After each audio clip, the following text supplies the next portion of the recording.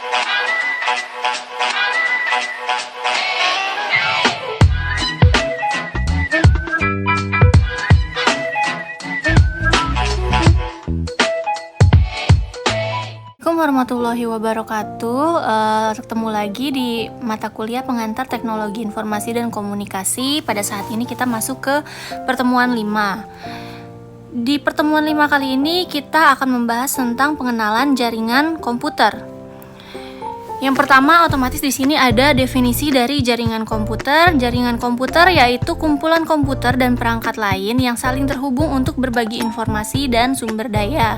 Dengan jaringan, komputer bisa berkomunikasi satu sama lain, berbagi file, menggunakan printer bersama, dan mengakses internet. Contohnya adalah jaringan di rumah, di mana beberapa perangkat seperti laptop, smartphone, dan printer terhubung untuk memudahkan pengguna dalam beraktivitas.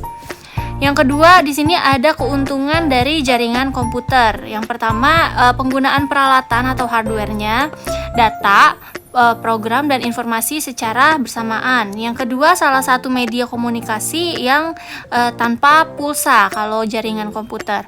Yang ketiga, itu sistem informasi yang terintegrasi. Yang keempat, menghemat waktu dan biaya transportasi informasi data karena aliran dapat dengan cepat dan memiliki jangkauan yang luas. Jadi karena terhubung dengan jaringan komputer, kita nggak perlu komunikasi dengan cara bertatapan muka langsung, kan nanti ada biaya transportasi dan lain-lain. Atau kalau misalkan lewat surat kan kita mesti harus biaya kirim surat. Kalau lewat jaringan komputer itu langsung sampai dengan cepat dan jangkauannya pun luas gitu.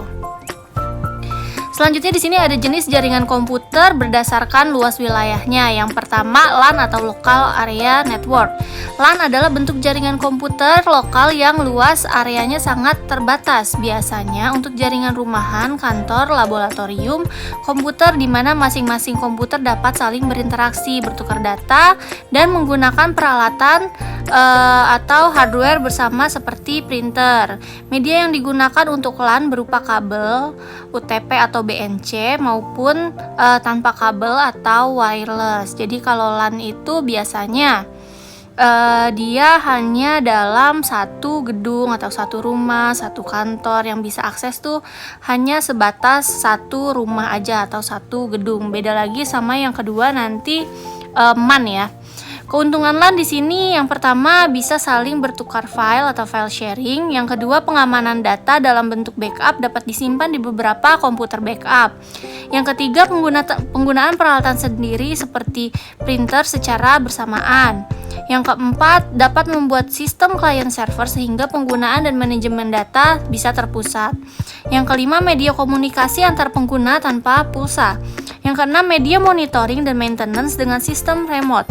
Yang ketujuh, seluruh sistem dalam jaringan dapat dihubungkan ke internet. Yang kedelapan, dapat berbagi sumber daya dalam suatu proses.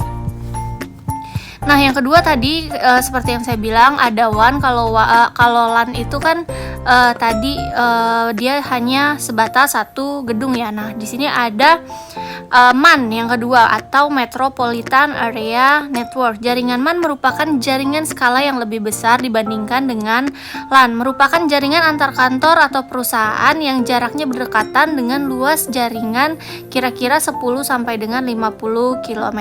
Nah, dia bisa nih antar gedung, tapi ada juga jaraknya yaitu cuma 10 sampai 50 km aja.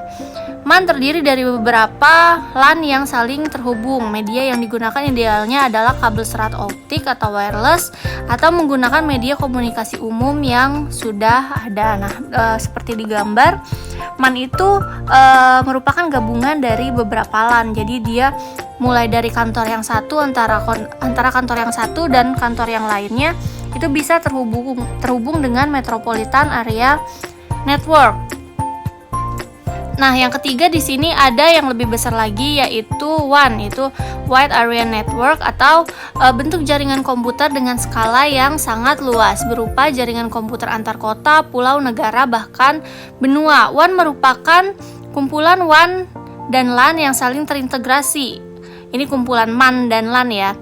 Dengan WAN, pertukaran data dan komunikasi antar pengguna lebih cepat, tepat, dan murah. Implementasi WAN menggunakan teknologi yang canggih seperti satelit dan gelombang elektromagnetik, transfer data dengan kecepatan tinggi seperti SDN, DSL, dan teknologi stasiun bumi, mikro, atau VSAT.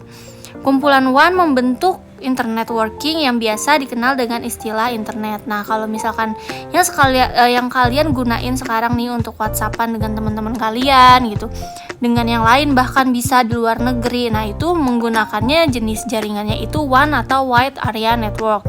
Nah, di sini di WAN itu udah dikenal dengan internet gitu yang sekarang.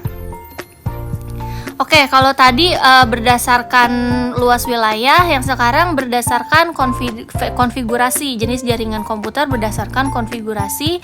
Yang pertama itu ada jaringan peer-to-peer. Konfigurasi ini digunakan pada jaringan dengan jumlah komputer yang sedikit, di mana masing-masing komputer memiliki status atau kedudukan yang sama dan tidak memerlukan sistem yang terpusat atau server.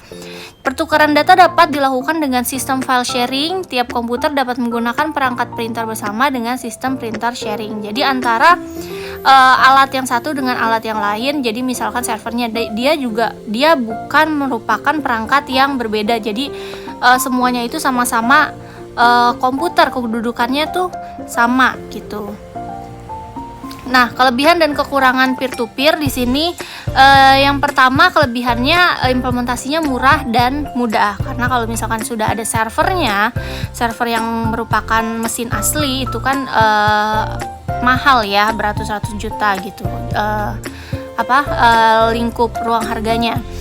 Terus yang kedua, tidak memerlukan software administrasi jaringan khusus. Yang ketiga, keuntungannya tidak membutuhkan administrator jaringan karena yang makai usernya ya itu aja. Kita nggak perlu ahli jaringan gitu untuk memaintain server. Yang B, kekurangan dari jaringan peer-to-peer adalah tidak cocok digunakan untuk jaringan dalam skala besar karena administrasi menjadi tidak terkontrol. Yang kedua, tiap user harus dilatih untuk menjalankan tugas administratif agar dapat mengamankan komputernya masing-masing. Yang ketiga, tingkat keamanannya rendah. Yang keempat, di sini semakin banyak yang di-share akan mempengaruhi kinerja komputer. Kalau misalkan ada server yang terpusat gitu kan, server aslinya, komputer itu kan nggak akan dipengaruhi kinerjanya, dia cepet-cepet aja gitu karena nyimpennya kan di server. Kalau misalkan si peer-to-peer ini dia nyimpennya di PC kalian masing-masing, jadi ketika memorinya penuh atau yang lain-lain itu akan mempengaruhi kinerja komputer. Terus di sini ada jenis jaringan komputer berdasarkan konfigurasi yang kedua, yaitu client dan server. Jaringan client server memiliki dua komponen utama, yaitu client dan server. Sesuai namanya, server atau penyedia layanan adalah komputer yang memberikan layanan untuk komputer lain. Layanan itu bisa berupa data, akses, atau bahkan multi-service seperti file server, mail server, atau web server. Sementara klien atau workstation adalah komputer yang menerima layanan atau fasilitas yang disediakan oleh komputer server. Jadi intinya jaringan client server adalah jaringan di mana di dalam jaringan tersebut ada satu komputer yang sudah didedikasikan untuk menjadi server dan komputer lainnya bertindak sebagai klien. Jadi ada server terpusat. Terus yang lainnya itu merupakan klien aja gitu yang memakai. Jadi kinerjanya si klien ini dia nggak bakalan terpengaruh gitu. Di sini selanjutnya ada kelebihan dan kekurangan klien server. Di sini yang pertama ada kelebihannya dulu, karena hanya ada satu administrator yang mengatur sistem dalam jaringan, maka sudah dapat dipastikan kalau keamanan dan administrasi dalam jaringan klien server lebih baik karena dia terpusat pada satu perangkat. Jadi kita tidak menyimpan atau mengamankan perangkatnya masing-masing seperti di peer-to-peer gitu. Server tidak terbebani sebagai workstation sehingga memiliki kecepatan akses yang lebih tinggi. Yang ketiga, di sini semua data dapat di-backup karena kontrol terpusat dilakukan oleh server. Yang B, di sini ada kekurangan jaringan client server. Yang pertama, biaya operasionalnya yang mahal karena kita butuh servernya itu pasti kan yang memadai gitu. Yang kedua di sini komputer yang akan dijadikan server haruslah komputer yang memiliki spesifikasi tinggi. Terus yang ketiga adalah karena yang mengatur hubungan antara server dan workstation adalah server, maka apabila server mengalami gangguan, seluruh jaringan akan terganggu. Nah, bedanya itu kerugiannya ya. Kalau misalkan kalian menggunakan client server, ketika servernya bermasalah, maka komputer-komputer atau perangkat-perangkat yang lainnya itu akan bermasalah, akan nggak jalan juga karena terpusat di server datanya. Nah, lanjut di sini ada media transmisi kabel dan nirkabel. Di sini yang pertama ada kabel atau wire network adalah jaringan komputer yang menggunakan kabel sebagai media penghantar. Jadi data mengalir pada kabel. Kabel yang umum digunakan pada jaringan komputer biasanya menggunakan bahan tembaga. Ada juga jenis kabel lain yang menggunakan bahan sejenis fiber optik atau serat optik. Biasanya bahan tembaga banyak digunakan pada LAN. Kabel yang digunakan pada jaringan komputer ada berbagai macam jenis, mulai dari penghantarnya pendek hingga yang jauh, dari yang penghantarnya lambat hingga yang cepat. Kabel yang biasa digunakan dalam jaringan ada 3 jenis. Yang pertama di sini ada kabel koaksial.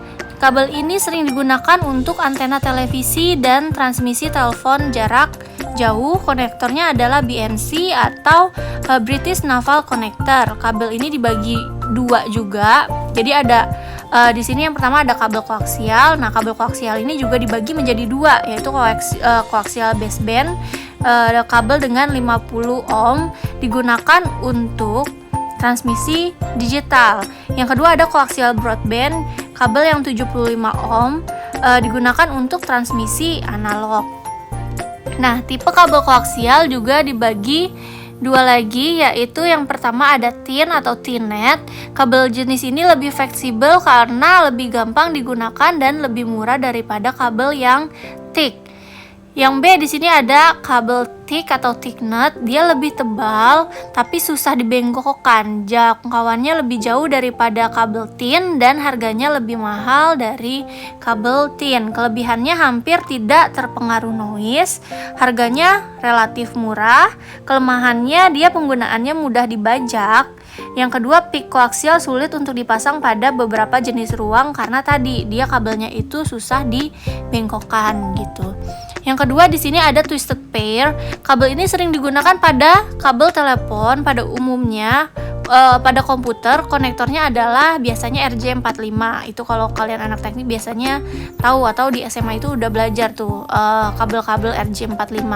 Kabel ini terbagi menjadi 2, yaitu yang A STP atau shield twisted pair. Di dalamnya ada satu lapisan pelindung kabel internal yang fungsinya melindungi data dari gangguan pada saat ditransmisikan. Jadi lapisan pelindungnya itu digunakan untuk melindungi datanya gitu. Yang B ada UTP atau unshielded twisted pair. Jadi dia nggak ada lapisannya. Nah, di sini kelebihannya harga relatif paling murah di antara kabel jaringan lainnya si RJ45. Yang kedua di sini mudah dalam membangun instalasi. Kelemahannya jarak jangkaunya hanya 100 meter dan kecepatan transmisinya relatif terbatas, yaitu 1 GB per second. Yang kedua mudah terpengaruh noise atau gangguan. Yang ketiga di sini ada kabel fiber optik atau serat optik yang biasanya digunakan pada saat ini, yaitu kabel ini nih, fiber optik. Ukuran kabel ini kecil dan terbuat dari serat optik. Kabel ini dibagi menjadi 2, yaitu yang pertama ada multimode. Penjalanan cahaya dari satu ujung ke ujung lainnya pada kabel jenis ini dapat melalui beberapa lintasan cahaya karena diameter intinya atau core-nya cukup besar, yaitu sebesar 50 mm. Yang B di sini ada single mode. Diameter intinya hanya 3 sampai 10 mm sehingga penjalanan cahaya hanya dapat melalui satu lintasan. Dia beda sama multi ya gitu, karena tipis jadinya dia cuman bisa satu lintasan, beda sama yang multi.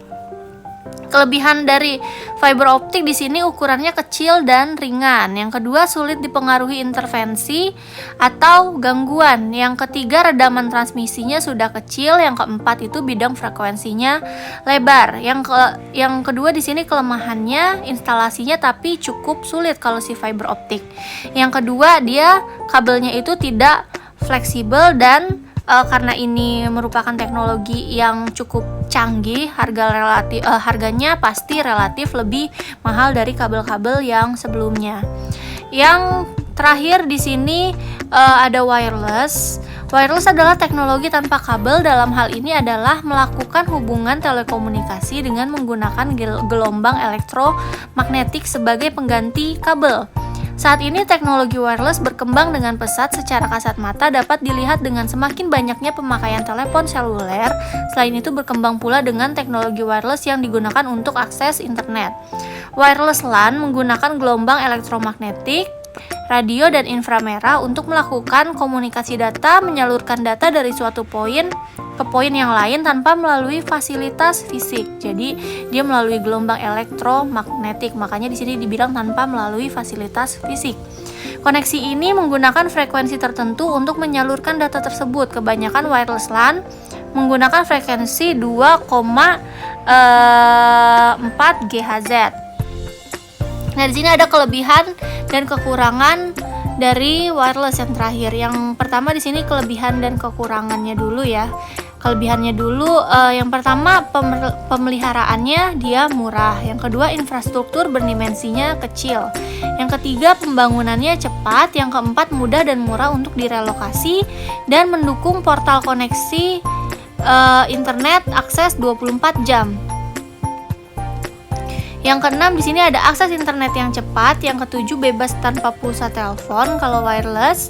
Yang kedelapan ramah lingkungan. Yang kesembilan memungkinkan menjangkau tempat yang sulit secara geografis gitu. Karena dia wireless, dia nggak butuh kabel, jadi memungkinkan menjangkau tempat yang sulit secara geografis. Kekurangannya di sini biaya peralatannya mahal, otomatis karena tadi dari si fiber optik aja udah lumayan mahal, apalagi wireless gitu kan, yang lebih canggih lagi biaya peralatannya pasti lebih mahal. Yang kedua karena dia tidak menggunakan kabel gitu, menggunakan gelombang, delaynya itu kemungkinannya sangat besar. Yang ketiga kesulitan karena masalah propagasi radio. Yang keempat keamanan datanya itu masih patut dibenahi atau diperbaiki untuk penggunaan wireless. Yang kelima itu kapasitas jaringan karena keterbatasan spektrum. Yang keenam itu dia rentan terhadap noise. Oke, pertemuan 5 cukup sampai wireless aja. Kita ketemu lagi di pertemuan nanti ke-6. Wassalamualaikum warahmatullahi wabarakatuh.